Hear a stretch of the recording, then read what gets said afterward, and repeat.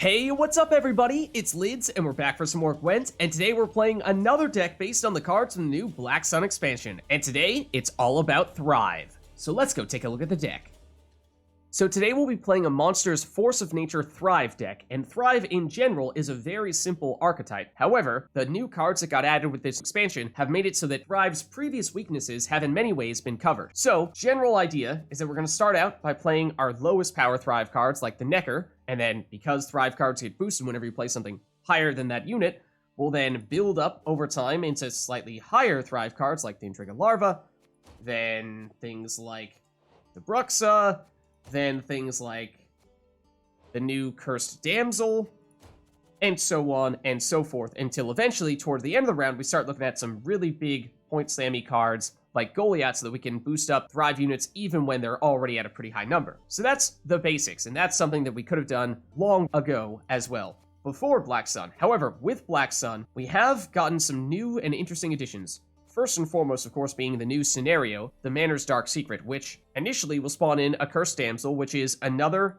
Thrive card. So we took a brief look at it, but take another look here. 4 power, Thrive, so usually that means because you want to start with the low Thrives and build your way up. It's relatively early, but potentially mid-round where you'd usually want this showing up. And then it has this order ability as well, where it can have its own power and destroy an enemy unit with power up to the power removed from self. So the idea here being that one of the key weaknesses for Thrive is that historically it has been an extremely greedy archetype where it has just all been about maximizing your own points and doing little to nothing at all to control your opponent. So this Cursed Damsel gives Thrive decks a way of not only continuing to boost themselves, but also still having at least some ways to respond to what your opponent is trying to set up. And not to mention, that's where the damage comes in. But by having this card's power, say it's at 8 power, and you have it back down to 4, it suddenly becomes much easier to trigger that Thrive again, because an 8 power Thrive card is a little bit hard to boost up. So that's the deal with that Cursed Damsel.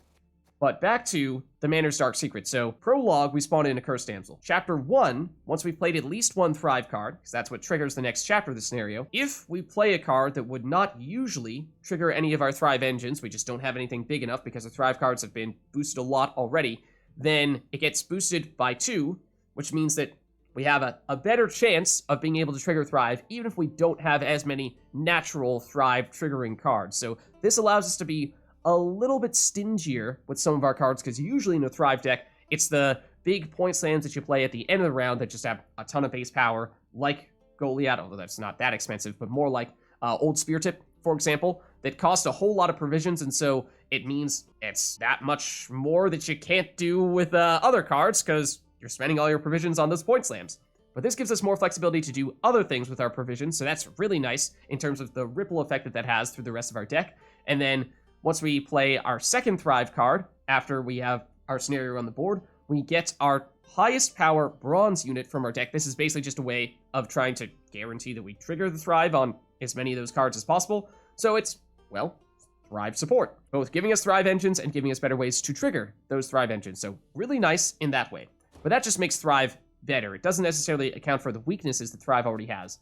We also have the addition of the Orchard Mantrap, which is another really efficient way to take the place of what would normally be some of the most expensive cards in our deck, because 3 power, not a huge deal, but it either consumes a unit, and when it does so, remember that Thrive will look at not the base power of this card, but the power that it gets once it consumes something. So, 3 power, it's not doing almost any Thrive triggers, but if we consume a 10 power card, then very easy to trigger Thrive. And not only can it trigger Thrive, as any consumption card might potentially do, but it checks to see if it can trigger Thrive not just once, but if it triggers it the first time, it will check again to see if it can trigger the second time as well. And so this can be an even better finisher than some of the huge point slams that would normally be in a Thrive deck. So that means this is just amazing to use at the end of a round, and at 4 provisions once again, means that we have lots more provisions that we can use elsewhere in the deck to find other ways to account for what would normally be the weaknesses of a Thrive deck.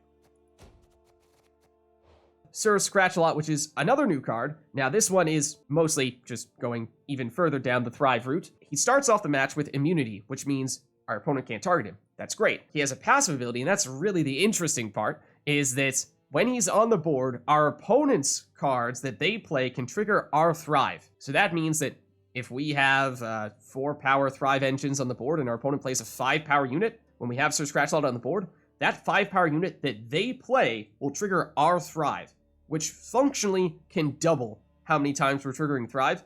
Now, how reliably is your opponent going to play tall units that trigger your Thrive? That's hard to say. And that is why Sir Scratchlot also has an order ability that when you use it, will replay him and increase his power by 2. So he starts out at 4 power, which is not going to trigger a whole lot of Thrive, but by the time you're using that first order, he's at 6 power. That means, okay, you might trigger some Thrives then, and if you play that order ability on your next turn, it goes up to an even higher boost, to 8 power, at which point, very likely you're triggering a bunch of Thrives, and so on and so forth. So that means you have the normal ways you trigger Thrive, you have the potential Thrive triggers from your opponent's cards, and then you also have the potential Thrive triggers from Sir Scratchalot's order ability, means that it might double, possibly even triple the rate at which you're triggering Thrive. So that makes Sir Scratchalot just a amazing way to support your Thrive engines. However, when you use that order ability, he will lose his immunity. So that is one thing to weigh, is that it's kind of nice, at least initially, when your opponent can't target him, because he is very powerful. But if you start to use the orders, then yes, you're guaranteeing that you at least get some additional Thrive triggers in case your opponent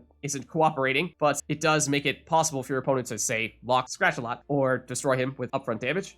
Then, with all those additional provisions that we've saved by having a cheaper way to trigger those Thrives at the end of the round, we've thrown in She Who Knows, which is very expensive, but it is a 10 power card, which means it's good for triggering Thrive at the end of the round, and it also gives us some carryover, which is really useful, because one of Thrive's usual weaknesses would be in a short round when we have the Thrive units that start off at low power and usually in a long round would have time to build up, but when you only have a few turns in a round, then they're probably going to still remain pretty weak. Then that's where your opponent can, say, bleed you in round 2, make round 3 go really short, and therefore you don't have time to trigger those Thrives very much and you're in trouble.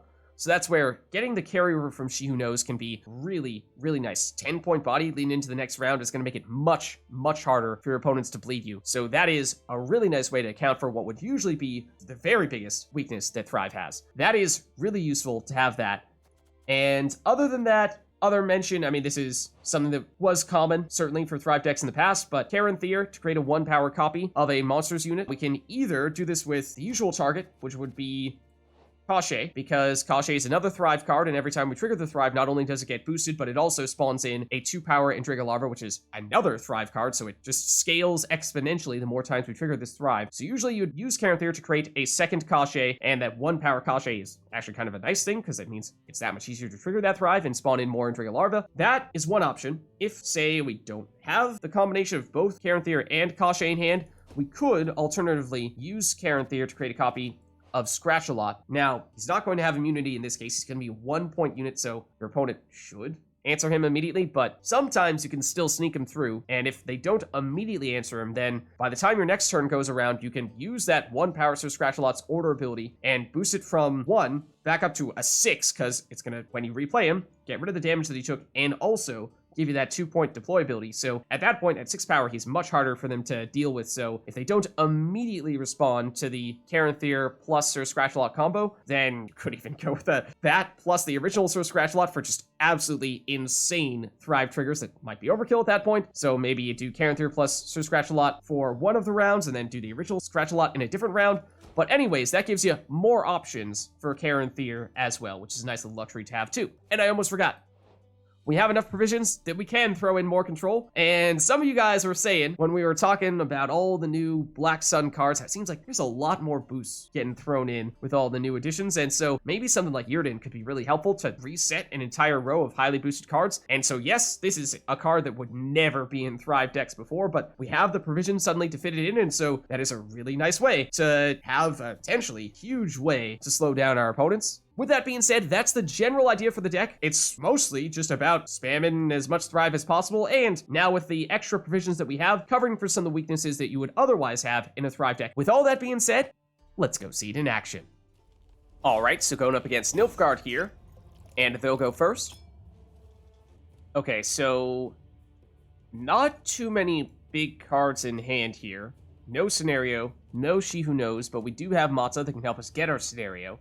We do have a fair bit of Thrive here with Endrega Larva, 2 Phoocas and a Cursed Damsel. That's a lot of 4-power Thrive units, and not a lot of ways to boost them unless we get our scenario, so I'm not loving that. Caranthir, if we had Koschey, would be a great combo.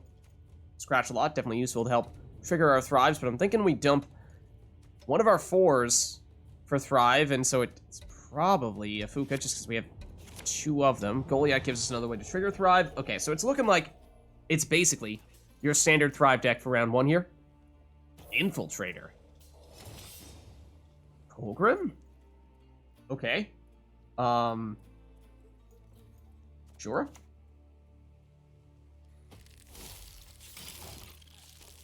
So we're just gonna start off with our low Thrives and build up over time, of course. That'll be the plan. Okay, then they're locking 1 of the Thrive engines. Of course, we put 2 on the board there. So it's not quite that easy for them. We might be able to shut down this Infiltrator, which...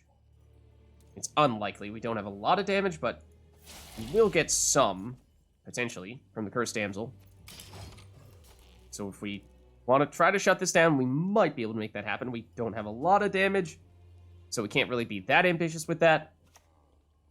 Lightmaker will give them some damage. Now, damaging Thrive is not great, because it just means it's easier for us to boost that Thrive, or if you want to get rid of a locked Endrega Larva, then sure.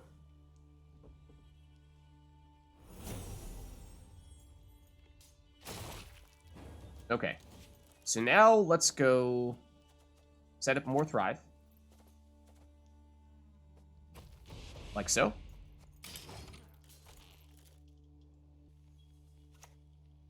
Okay, that explains cards like the Infiltrator. We just barely have more cards in our deck than they do, and there's not really anything we can do to change that unless we throw out Golyat there and they choose to destroy it, but I don't really think that's going to be a huge factor. So at this point, it's either Scratch-a-Lot or it's Mata to draw into our scenario. I think we might go... or it could be Phooca. It's not going to trigger Thrive, either of these, but this does make it so our opponents can trigger Thrive. We could even Caranthir into Scratch-a-Lot, which is kind of an interesting alternative option. We might go that route.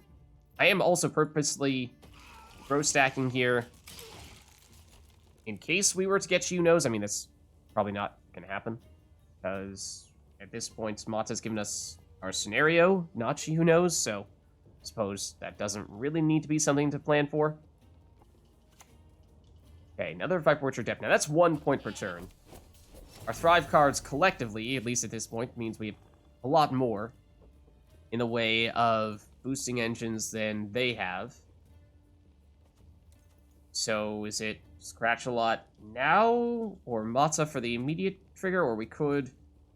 I mean, usually the preferred Caranthir our target would be Koschey. We do not have Koschey in hand, nor do we have a guaranteed way to get Koschey in hand, so this could be a backup plan. 1 power Scratch-a-Lot that does not have immunity, because he only gains that at the start of the match, and the one that we spawn in will not have that. So it is an easy target for them, if they still have more control, which, I mean, it's Nilfgaard, they probably do, but we go that route.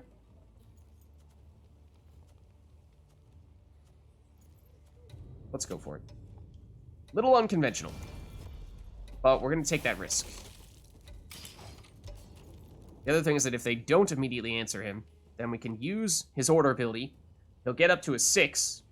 The damage is basically mitigated at that point, and we will trigger Thrive through him. So it does really require a response here.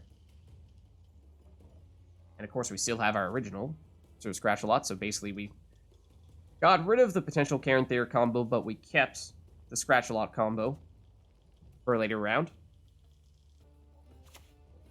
Okay, they're adding more cards to our deck. It's looking a lot like it's a Colgrim deck. And what, they put a Bruxa at the top of our deck? Yeah, it's not a great card for us, but now we can go... I think it is going to be Mata to trigger Thrive and draw into our scenario here. Then we can use Scratch-a-Lot. We'll get boosted up to a 6 when we play him. which will boost everything but the Phooca. And that means we've now passed them. We now have our Scenario. We just need to be careful that this doesn't get bled out. We can use Ice Giant on our next turn to trigger a whole bunch of Thrives. Again, that would be our next logical play. We could finish with Mantrap if needed. Rather not play Scratchlot. Definitely don't want to play Scenario. We'd rather not play... I mean, we could play Golyat.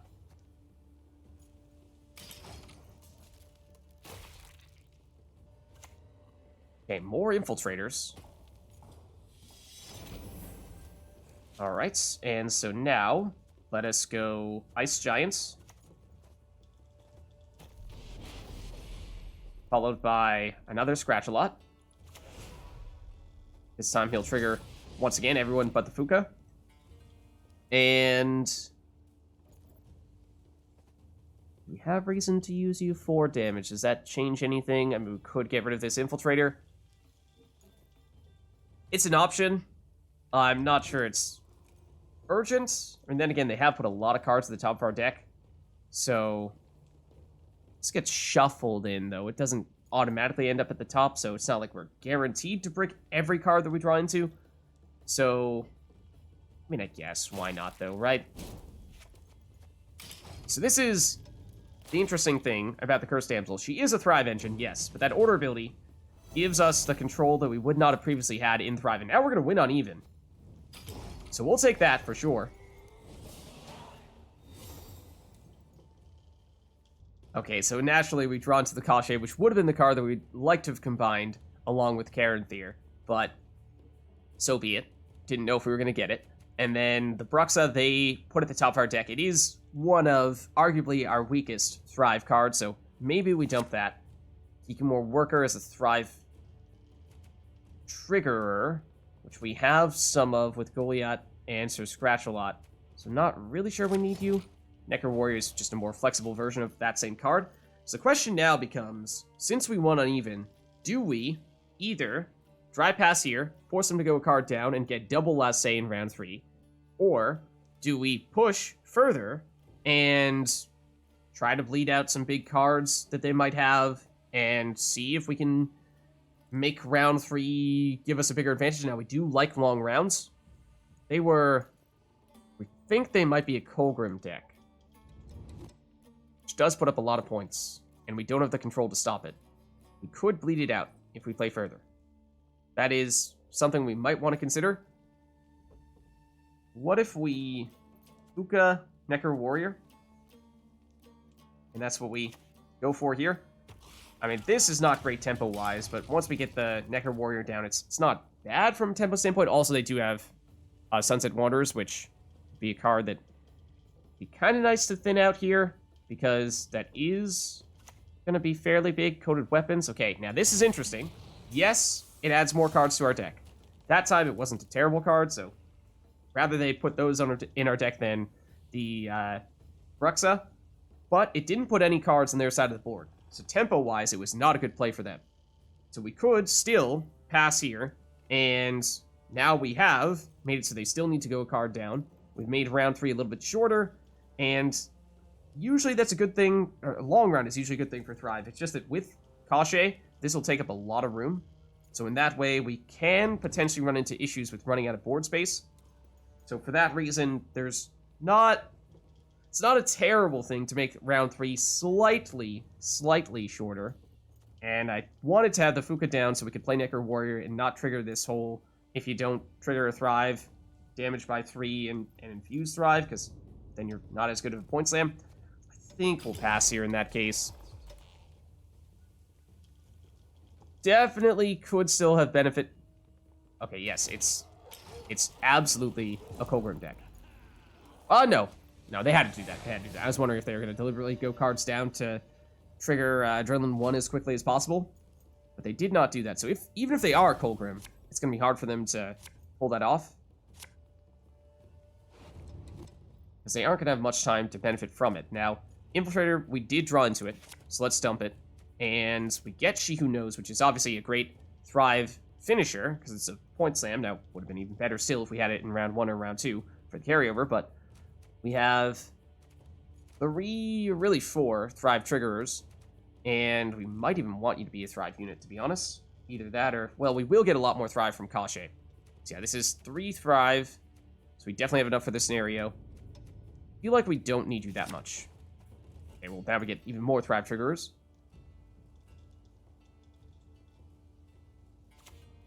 Okay, start off with Cynthia, so, I mean, very clearly, they are trying to load up... Is that really... What? Maybe they had Roach in hand before? I can't imagine. They absolutely played... Did they not play any golds in round 1? Wow. Okay. Apparently not. Apparently not. So, technically speaking, we don't need to play Manor's Dark Secret immediately. We could start with one of our smaller Thrives first. I think we do, even. I think we go... Phooca. Manor's Dark Secret. First Damsel. So scratch a lot. And we take it from there. Because... I mean, we, by definition, cannot trigger Thrive on our first turn anyway. So the Chapter 1 of the scenario doesn't matter yet. But it will... when we play our next card, which is going to be likely a 4-power unit. Okay, Snowdrop plus their leader ability does turn her into a decent amount of points.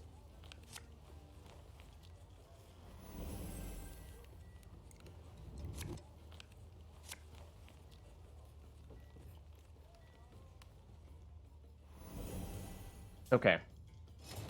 Now it's scenario time. Of course, we're hoping they don't have something like Heatwave. That would be unfortunate if they did. We don't need to row stack here, because the Sabbath doesn't matter in round 3. The She Who Knows. She's just a point slam here at this point, so we should actually try to... Well, normally I would say we should try to split our cards between two different rows so that we can have our original Koschey in one row and the Caranthir Koschey in the other, because Koschey will spawn in a bunch more Endrega Larva, and in doing so will cause us to take up a whole bunch more space. But since we used Caranthir already, that's not as much of a factor. So I think next turn is going to be Scratch a Lot, because we are not yet on Adrenaline 4 for Koschey. What did I say? What did I say? It's going to be Heatwave, and it's going to be Sunset Wanderers. We would love... It's not going to happen. We don't have a way to get him, but Yrden would be great against Snowdrop, -12. Great against Sunset Wanderers, -14. We still think they have Colgrim, which is going to get pretty big as well. So, and we'll still go Scratch a Lot here. That much doesn't change. It would have given us an immediate boost on our Thrives. That is no longer true. Now that we've lost our scenario. Okay, Blightmaker. Presumably is going to, deal some damage, although it actually made it so that it triggered our Thrive on the Phooca, so they, on net, actually gave us points with that damage, which is pretty hilarious. But now we go first Damsel, and then next turn is Koschey. Okay. So I think we'll actually load up on this row here, so that we can play Koschey in the melee row, where it's going to have lots of room to spawn in all the Endrega Larva. And on one hand, an immune to Scratch a Lot is nice, because it's Nilfgaard. They have a lot of control. On the other hand, it does trigger all of our Thrives here. So that is really useful. So we'll do it.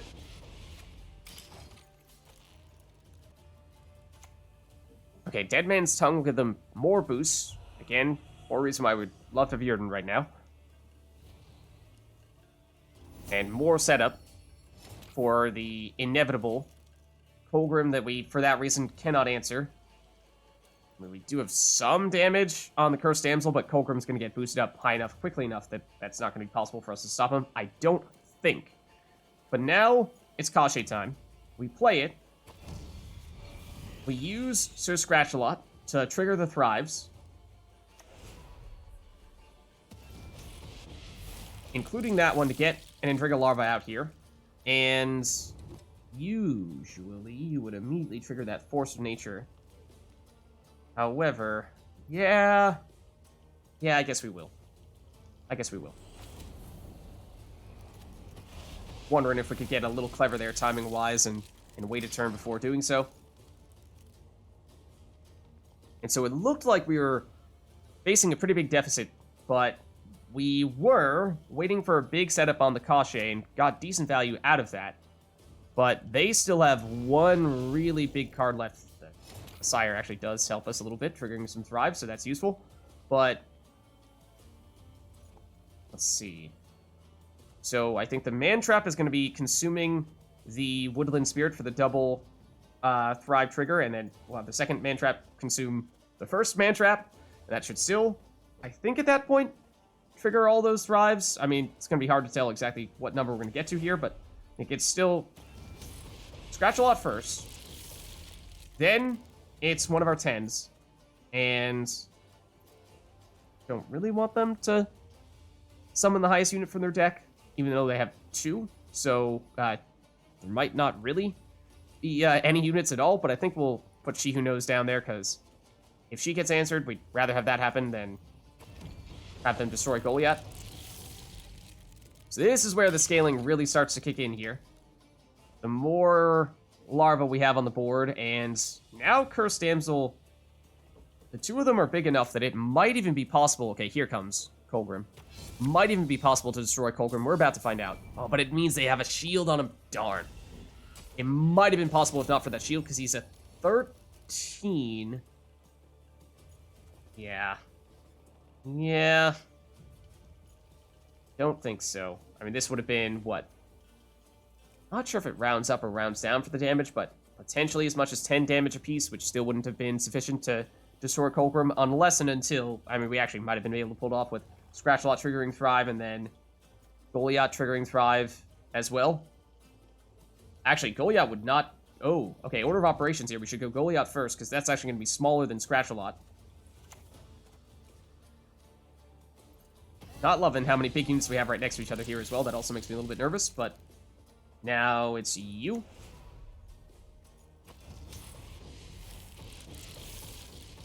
And for what it's worth, they have a greedy Colgrim deck, yes. But then again, this is their last turn, and with all the Thrive setup we've been able to do, it's double Colgrim. That one does not have a shield, but I still don't think we can catch it. Then again, we can pass right here. Don't need to use any of these Mantraps. Yes, they can trigger all of our Thrives, true, but if we take one more turn, that means one more turn for double Colgrim to trigger, and we do not want that to happen, so we should pass right here, right now, and take the win. Alright, so going up against monsters here, and they'll go first. Okay, so we did draw into our scenario, so that's big. We have the Manor's Dark Secret, so I like that a lot. Now, we want, of course, have a mixture of Thrive cards and cards that can trigger that Thrive. We also want a target for Caranthir to create a copy of, and that could be Sir Scratch-a-Lot, but the ideal target would be the Koschey. Let's dump Bruxa. I think it is one of our weaker Thrive cards, and Nekker Warrior is more of a Thrive trigger. We're actually a little bit low on the Thrive cards themselves, and yeah, with Kikimore Worker, these two serve a similar function, so we'll dump you. Okay, more Thrive there. I think this works. The question is, do we go scenario round 1 or do we go scenario round 2? Doppler, a little surprised to see that. Obviously not Thrive. It means they have a lot of one type of card in their hand. But I'm not sure what that would be. I was initially thinking, since they're Fruits of Yiskith, that they were going to be a Thrive deck as well. But Thrive does have a mixture of a lot of different types of cards. I guess maybe Ogroid, if they were Thrive, would be the most likely, but that still seems somewhat unlikely. So not really sure what that's all about, and if we are... Hold on. We're wondering when to play the Manor's Dark Secret. What would we get with Oneiromancy? Maybe we can get an alternative... Like, use this to get She Who Knows as a finisher. Yeah, for round 1, I think that's probably the plan. And then save this for round 2/3. So we'll start off with our lowest Thrives, of course. That is the name of the game, with Thrive. Start small, but scale, hopefully, quickly. Okay. There's their leader ability. Golden Nekker. Okay. Relics is the answer. They're going to destroy one of our Nekkers, which is a little unfortunate, but we hadn't really boosted it up much yet, and technically, They are trading a 2 Power Thrive card for a 1 Power Thrive card. Now, they can get theirs back, whereas we can't, but still. Now, we could also consider... The other thing that we need to bear in mind is the timing and options we want to use with Caranthir, because as I said, usually the consensus opinion is that you use him to create an additional 1 power copy of Koschey, which is really easy to trigger the Thrive on, using your leader ability, which gives you a lot of potential, especially in a short round. However, we don't have Koschey, and even if we try to use Oneiromancy, that's not going to help us, because we need to have Koschey in hand for that to work with Caranthir. So that means we might be looking at Sir Scratch-a-Lot as our Caranthir target, and if we are going to go that route, then we want Sir Scratch-a-Lot pretty soon. But I think we can still go first Damsel next to get more Thrive on the board. Okay, and of course they'll use their leader ability to get that Fruitsias get back. We're going to chorus fruits, and they're stacking up the crones. I'm not really sure why they bothered to consume the Thrive unit. I mean, I guess, why not? Then you can just make another one next turn. Okay, so then... go for another Damsel. If not, then we'd probably be looking at Sir Scratch-a-Lot here. So are we absolutely relying on us drawing into Koschey to set up Caranthir in a later round? So we could Mata, and that would get us She Who Knows, and then we can Oneiro. I mean, still, we can't Oneiro into Koschey. That doesn't help Caranthir. So I think we'll still set up some additional Thrive for the time being. Now, 4 power unit is only going to boost up this Thrive, not this Thrive engine. And that is why this is the exact situation in which this scenario helps with Chapter 1, boosting units if they would not otherwise trigger Thrive. Well, actually, technically, we would have triggered Thrive here, so it would not have triggered this scenario. Okay, this is perhaps more what I expected to see. So they, for what it's worth, they do have a lot of tall units, so Scratch-a-Lot. Having them trigger our Thrives would add up to a lot, I think. It is getting a little late to do that, though. So, also, if we were planning on going with Oneiro / Mata into She Who Knows, then we probably wanted to row stack more. I was deliberately not row stacking for a second there because I was concerned about a potential Yrden, but it may not be as big of a deal here. So, it's a little later than I'd like it to be. I think we try to save him. It means we're saving up a lot of stuff for round 3. But let's go Nekker Warrior to trigger Thrive. And it will definitely trigger Thrive. Gets us up to the point where next turn we could opt to Oneiro into She Who Knows. Actually, Oneiro into Mata on that previous turn might have been slightly better pacing one. Well, either way.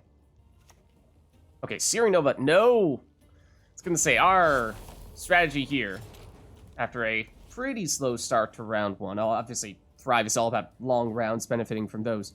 But our strategy was going to be, we're going to have a lot of carryover. Now, we can technically still out-resilience them, but that is not really a sight we like to see. I think we will, because we like long rounds, deliberately try to extend the round a little bit here.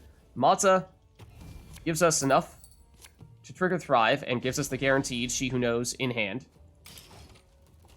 And so now we can just play She Who Knows directly, and we, obviously, at this point, we'll have Sabbath as long as we play her in this row. Even if we don't, in fact, we'll still trigger these Thrives and get to that point. Okay, Wispus for damage can destroy a Damsel, and that's the right one to go for. It does make it harder to trigger the Sabbath, but it is still possible. And I think we might want to get her down on this turn here. Technically, Orchard Mantrap, and I guess it'd have to be melee to consume probably Mata. Would be nice to trigger more Thrives here, but right now we only have 2 Thrives on the board. So I think there's a chance they pass on their next turn, which means we'd like to make sure that we already have She Who Knows on the board, and we will still have Sabbath, yes. So for that reason, we're okay with losing round 1 as long as we out-resilience them going into round 2.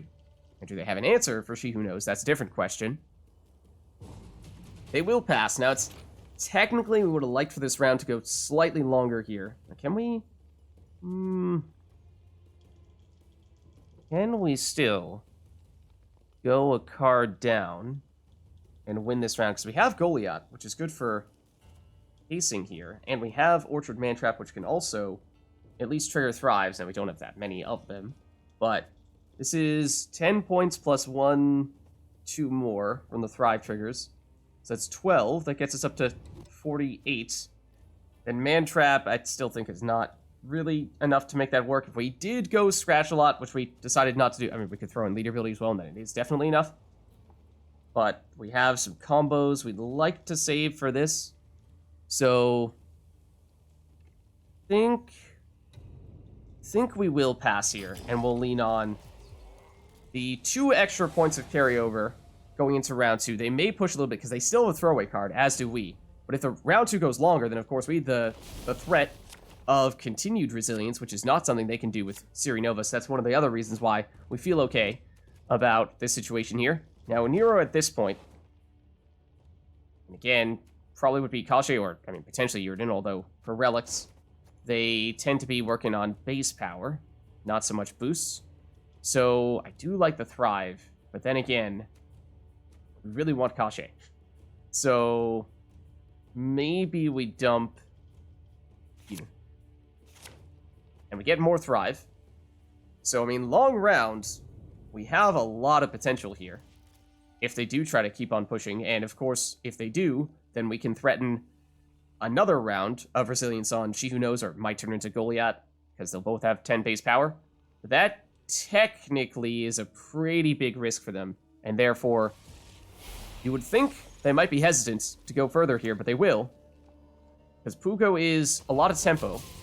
Oh, and they hit Siri Nova with the shields. That did work well for them as well. So, speaking of tempo, Golyat, even that is actually not enough for us to catch them. Ooh, that was a really good Phooca play there. So, then again, maybe that's not the absolute end of the world.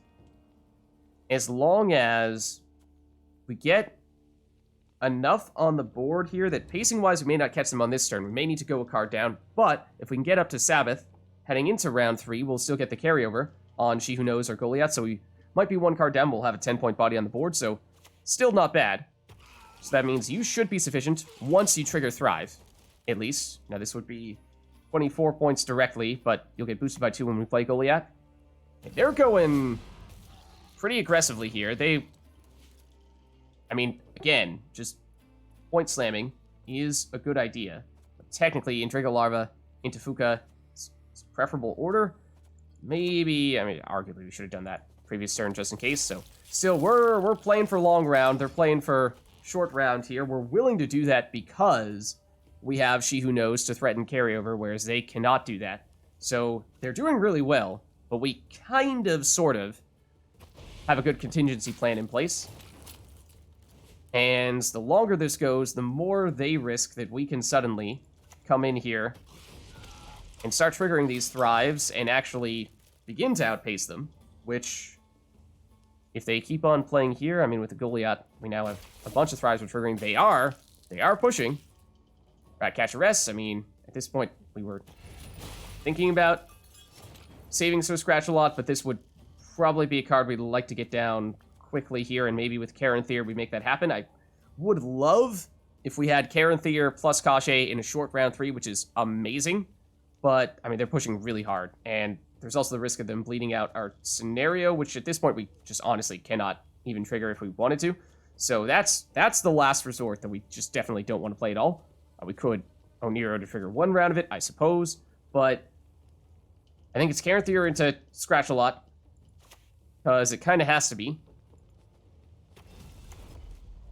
And it does mean we'd still trigger some Thrives, and we're now at Sabbath already. And if they keep on playing point slammy cards, which with Relic's deck they are likely to do, then we're going to get our Thrives triggering more quickly here. So they're going to help us out in that way. Even Witch Apprentice, no, just barely avoids triggering our Thrives. Darn it. Okay, so we can replay Sir Scratchalot. Now, this copy, because he was created from Caranthir, did not get the immunity that the starting deck version of Sir Scratchalot gets, so we've really no reason not to play him here. Use his Sword ability, that is, and turn him into a 6. So he gets lots more value directly on the body and also triggers Thrives, so that's good. And then we'll also play Golyat as well as the plan. Although we could go with our second Scratchalot, because, I mean, there's not really much benefit of having a second one other than that's another 2-point per turn engine and one that could potentially trigger more Thrives. So, would like to have one in round 3, but then again, I'm not sure we're going to have that luxury. It's just looking like round 3 is going to be really short. So we do this, we replay you, and we trigger all those Thrives. And so again, we're playing we're deliberately not quite catching them, but playing for a long round because it seems very clear that they're going for that. They technically could pass and force us to go one more card, but because we know we're going to get the carryover from She Who Knows or potentially Golyat, that's why we're willing to do that. And at this point, it might be very difficult for them to not trigger our Thrives. They will do that now. So I don't think that double Scratchalot stacks. I'm pretty sure they still only triggered one round of Thrive on us. But let's see. You will trigger Thrive. You will not unless we throw down the scenario now. And, I mean, if we get Oneiro into a Thrive card, then we at least can get up to the second chapter, at which point we would be able to trigger Thrive on the, at least on both Scratchalots, actually, at that point. So that's something, because we are at risk here of bricking this scenario. That might need to be a strong consideration, otherwise Oneiro, I mean, what is it going to go into? Ice Giant for triggering Thrive, I guess? But, that's probably what they're trying to bleed out, of course. But, I think it is this, and this. Which means that's the last card that we wanted to play. It does mean that because we did all that setup early on in the round, that we have now caught up to them. And we have the resilience that we're going to get as well. So they are in a much tougher place now than they were before. It's going to be hard for them to trigger our Thrive, of course, because we've now boosted up our Thrive cards a whole lot. They have some engines still, so they're going to push at least one more here. It is, well, a card that can at least trigger some of our Thrive. We do keep on needing to play here, though. We trigger a little Thrive with our leader ability. They have one more card. One more card. Leader ability gives us a 9-point body. Does not trigger any Thrive. So we get up to 85. Scratchalots give us 2 more points. This one actually will trigger some Thrives. So 87, 88, 89, 90, 91. And then we need to Oneiro. And we can maybe get by without Manor's Dark Secret, but that would be our last play if they do play their last card, and that's going to be a total brick in that case. I think we probably have to. I kind of hate it, but we probably have to. And we do at least get to trigger some more Thrives. At least that singular Thrive card. With the... Oh, Scratchalots, it's not enough still. I assumed that it would have been. Yikes. Okay, I mean, now we can do whatever we want with Oneiro, of course. Including trigger at least chapter 1 of the scenario, and understandably, they passed. We probably should have gone leader ability. Yeah, I'm mad at myself for...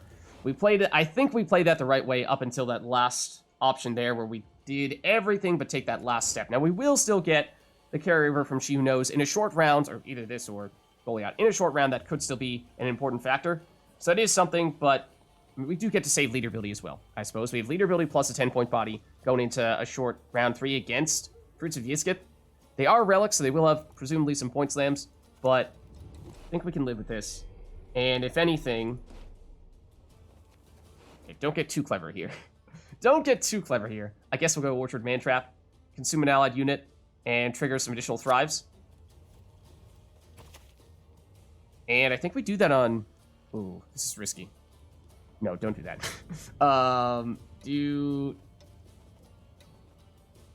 It's going to be a Thrive card, probably.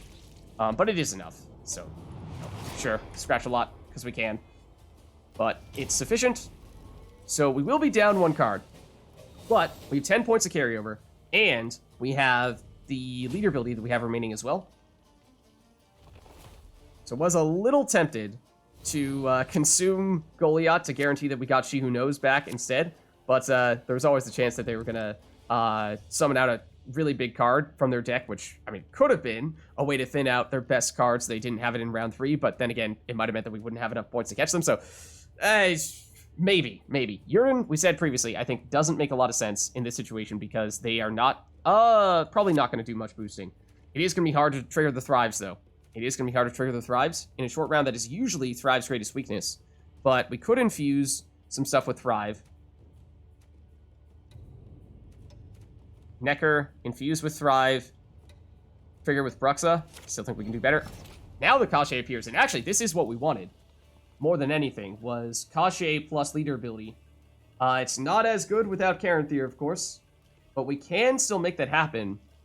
We can still trigger it a little bit with leader ability plus Orchard Mantrap, consuming She Who Knows on our last turn. So I think it's still Nekker first, then it's Koschey plus leader ability, then it's Orchard Mantrap, consume She Who Knows.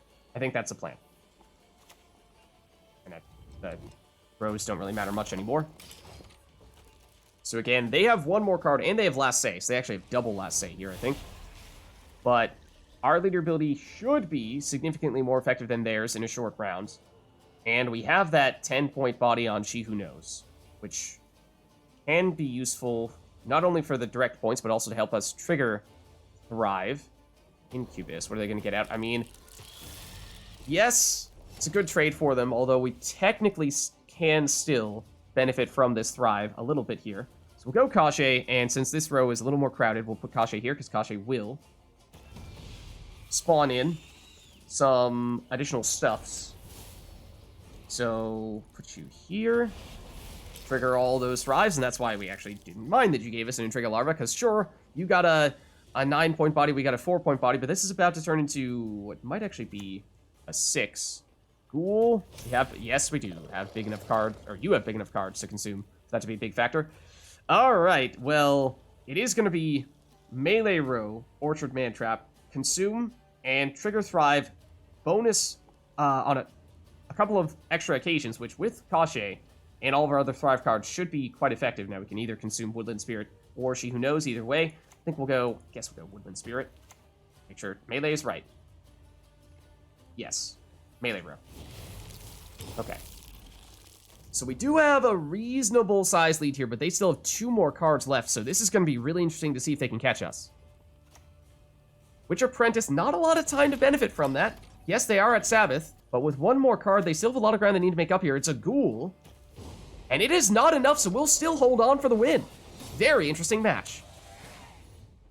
Alright, so going up against Nilfgaard here, and they'll go first. Okay, so no scenario, however, we have both Oneiro and Mata, both of which can give us that scenario if needed. Other than that, we have some Thrive going on here with Nekker getting us 2 on the board, same with Endrega Larva. Then we could go Bruxa after that. Not a huge fan of Bruxa, though, even though it would be the natural next card to play.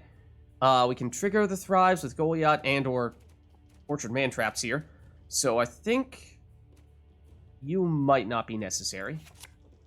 I mean, this is functionally serving the same purpose. Okay, there is our scenario, in fact, directly in hand. So that means we have, She Who Knows is what we end up getting from Mata, and that's a great card to have in round 1, so love the carry over there. Please do not steal She Who Knows right after I said that. Koschey is also a great card. So they lucked out with their RNG, which is why this card is really annoying. Okay. So,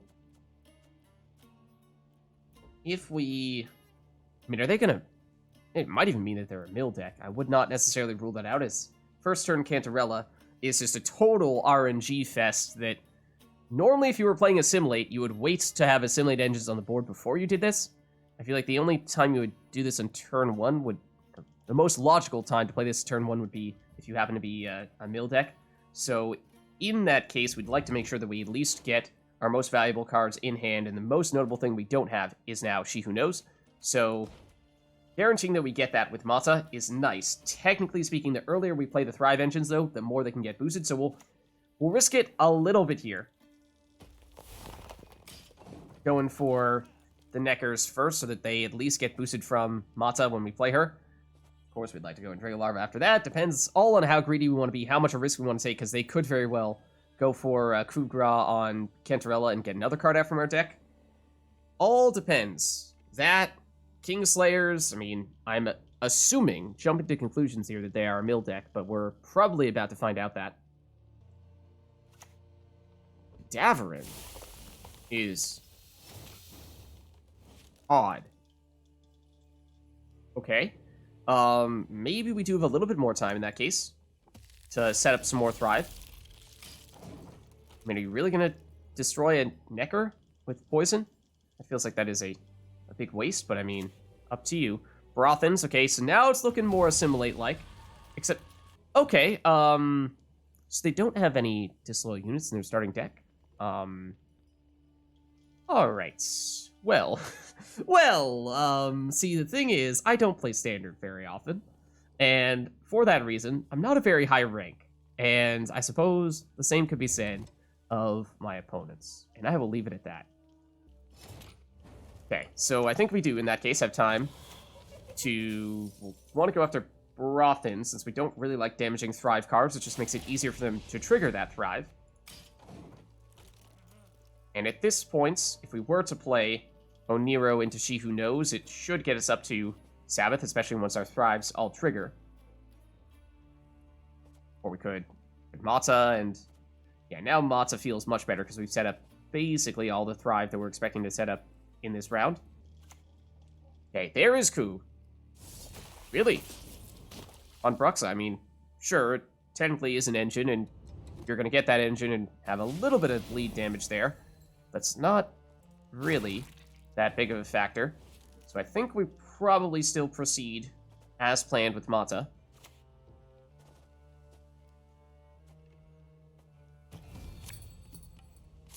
That'll give us She Who Knows. So we are no longer at risk of them stealing this from us. Now, technically, Imposter on She Who Knows is really good. So that is something we should be careful about. Okay, thanks to the Empire, they can destroy that Nekker with poison. Again, maybe not the highest priority target you would normally see, but it is removable, and it was an engine. Okay, so now, where...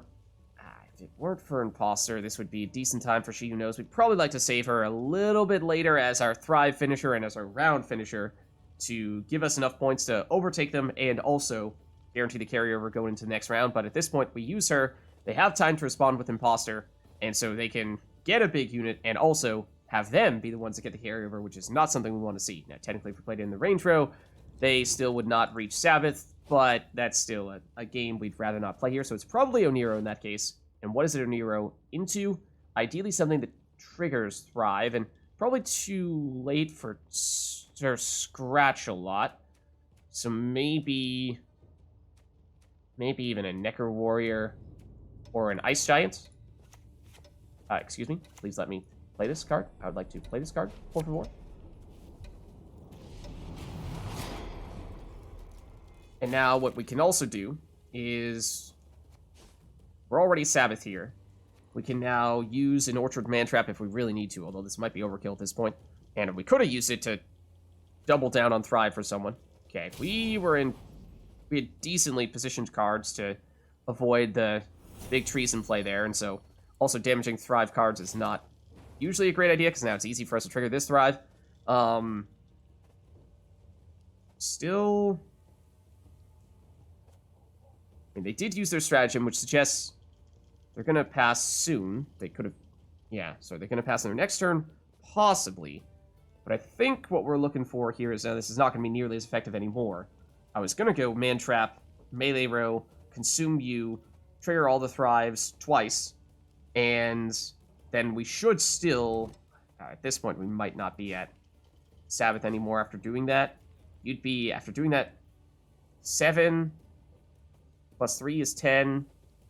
Plus 6 is 16. So then if we play She Who Knows on our next turn, that is still enough. I think we still do that then. Or we could technically still do this. Which is slightly better for keeping points in this range row. I mean, either way, if we play She Who Knows, we're going to reach Sabbath.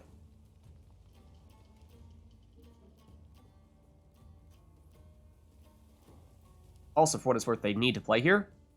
Otherwise, we're winning uneven. So they will. It's more poison and more assimilate. And they are now starting to... Ooh, trigger that Koschey is very dangerous if this round goes longer.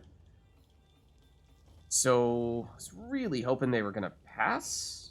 I mean, I guess when we took the lead, that was unlikely that they were going to do that. I mean, we could Golyat, and then if we do, we're still going to... We're going to pass them, we're going to trigger the Thrives.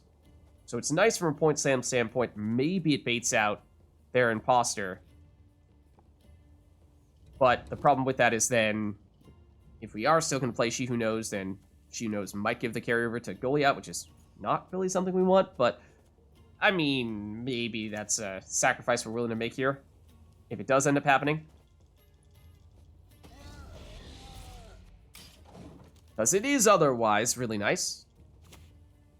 Okay, more poison, and this time it's just to remove the Mantrap.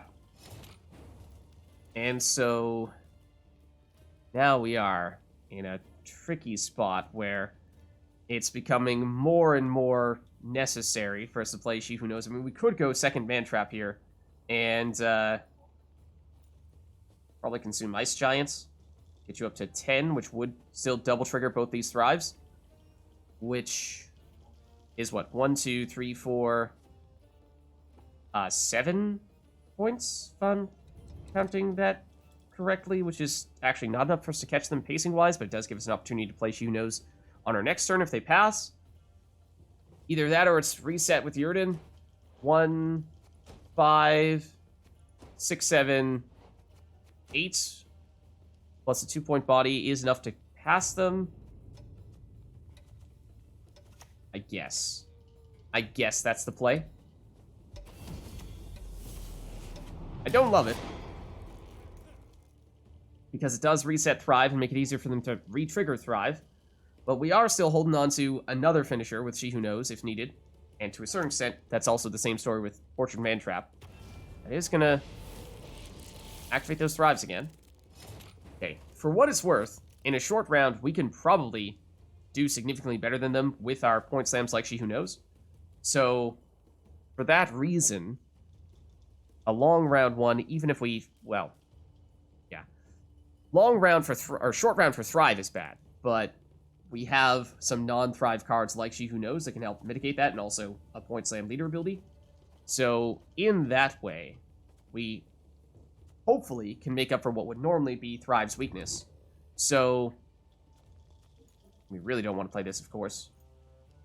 I still don't think you are enough, so it's basically She Who Knows or bust. And given how they have Imposter and they've not yet passed, I don't think we can do that. So I think we end here. Okay, so they'll win round one, but I still think we're in decent shape here. Okay, so they did play one more card than us. They could bleed us if they really thought that they win in a short round. We want to make sure that we have the Thrives to trigger our scenario if needed, so I think we're dumping you. And double Phooca does serve that purpose. And Orchard Mantrap, though, in that case, would probably be forced into consuming one of these Phookas, although we could Oneiro into... Probably will need to Oneiro into something, actually, to lead things off. Otherwise, we risk not having the Thrives for you, so tell you what, I think we dump you. Caranthir. Create a copy of... No, we can't create a copy of She Who Knows. We could create a copy of Phooca, which is... I mean, they stole what would normally be the preferred option with the Koschey. They are pushing. It's a big point slam with Usurper. So, out of curiosity, Caranthir Phooca should immediately trigger that Phooca's Thrive. So it would be 3 plus 4, 7. Then leader ability gets us up to plus 9, 16, 2 boosts on Phooca, 17, or 18, and, yeah, 18. My mental math there was wrong. Or I just totally butchered the phrasing there. look, okay. My point is, it's definitely enough points.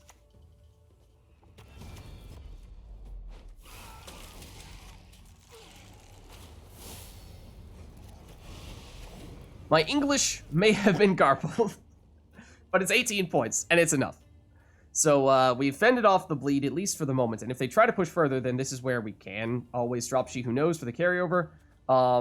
We do have, if they push further, we're probably going to need to go Scenario, in fact, and that way we can then get Phooca, and we can get other Thrive unit of some variety using Oneiro. This may have been enough to dissuade them from playing further, but we'll have to see. It's not a bad target for their leader ability. They are going to lock Phooca.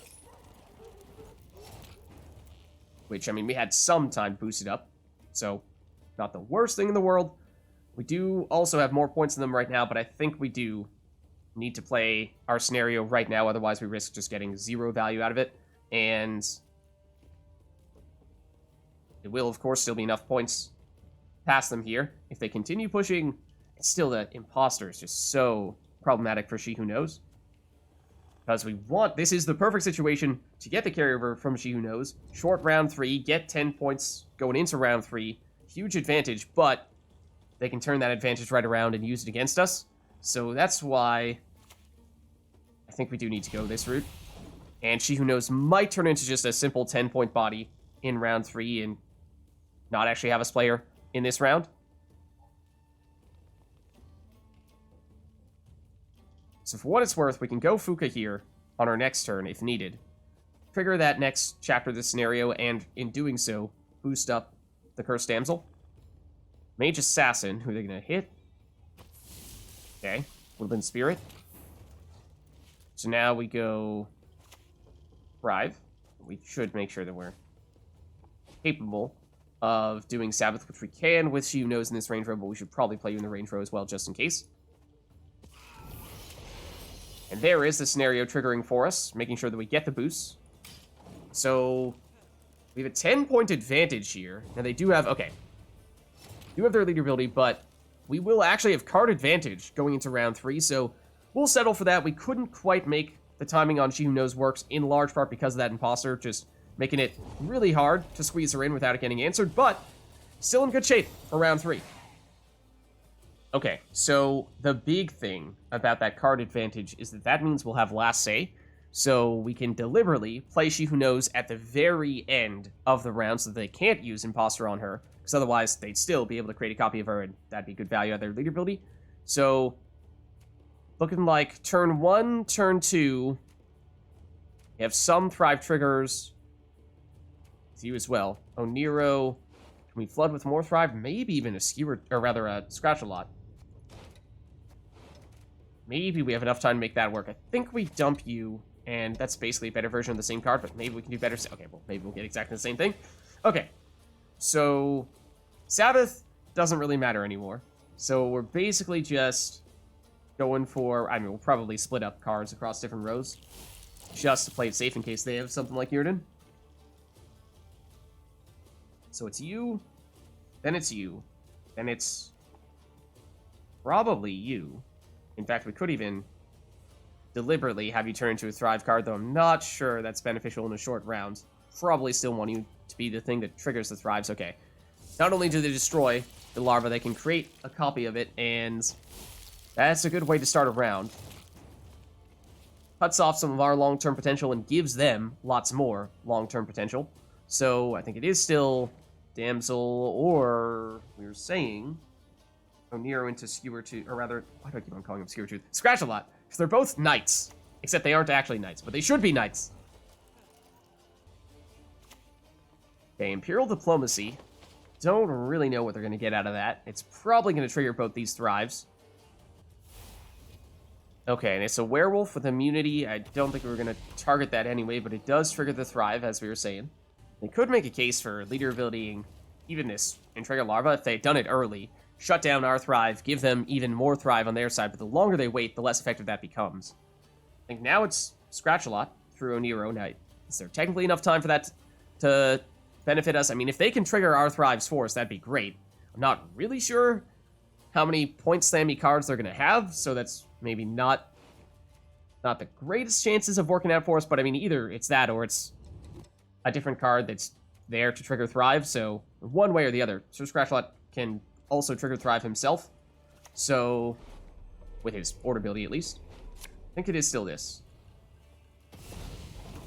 Trigger this immediately, and then if/when we use his order, we'll boost both these guys. Okay, Thirsty Dame triggers Thrive, will at least get boosted from their leader ability. Then it's Nekker Warrior now, I think, and this will eventually become the target of the Mantrap. So, yes. You trigger these Thrives, and then Scratch-A-Lot can trigger the Thrives again. If we play him, he will lose his immunity, and therefore may become the target of Imposter, in which case we're not getting a ton of value out of him, but I mean, I think we still settle for this. Because it does turn him into a 6 and turn these guys into 6 as well. If he doesn't get answered, then he can trigger Thrive again on our next turn, which is very nice. There is the leader ability. It's actually on the Nekker Warrior. I mean, it has the highest base power, so I guess I understand why you do it, but does mean, unless they have additional lock, that Scratch-A-Lot will continue to do his thing, which is very nice. Ah, no. He will not. Oh, well, they're going to lock Endrega Larva. Okay. I think this was technically worth more. But now what we can do is we can still boost you up. And we should do that first through Scratch-A-Lot, and then it's Mantrap consuming Nekker Warrior, and that should double trigger your Thrive. Now, of course, we would have loved to have double triggered that Thrive as well, but that's what the lock was for. So let's do this. Okay, and Scratch-A-Lot himself will get bigger as well, so that's why at this point he's definitely paid off. Not only the 8 points, but the additional Thrive triggers. So then it's Mantrap, melee row. Actually, technically speaking, would have been more valuable if we had... Yeah, okay, we will do this now. The initial plan, based on us having additional Thrive cards, was for us to use melee row Mantrap on the Nekker Warrior like that, double boost both the Damsel and the Endrega Larva. Technically speaking, if we had used this before we played Scratch-A-Lot, and they'll destroy this, I'm not so surprised that they did, then we could have actually transformed additional cards into Thrives or doubled down on the Thrives here, and then Scratch-A-Lot would have boosted them again, which would have eventually equated to more points than what we went for there. But that was, I mean, we should have enough here. Should have enough here. In fact, should do, we're only going to get one Thrive proc either way, but it is sufficient. And we can increase the power because why not? And that means no need to do this. We will hold on for the win. So there's a look at a Monsters Thrive deck using a bunch of cards from the new Black Sun expansion. If you liked the video, make sure to hit the like and subscribe button, and leave a comment down below to let me know which other cards, archetypes, and factions you'd like us to experiment with next. Also check out our new Rogue Mage playthrough, the new single-player Gwent game that just got released. Thank you all for watching, and I'll catch you next time.